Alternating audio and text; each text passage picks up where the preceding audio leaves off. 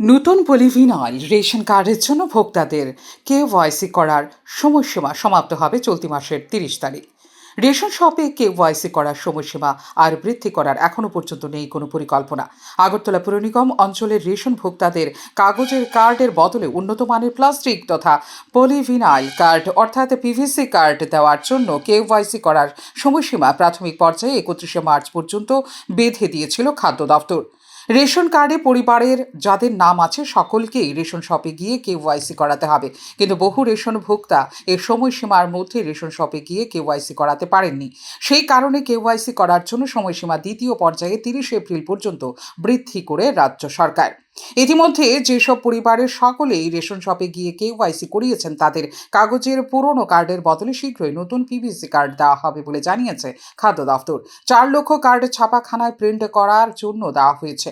৪ লক্ষ PVC card print হয়ে এলে সেই কার্ডগুলো দেওয়া হবে ভোক্তাদের।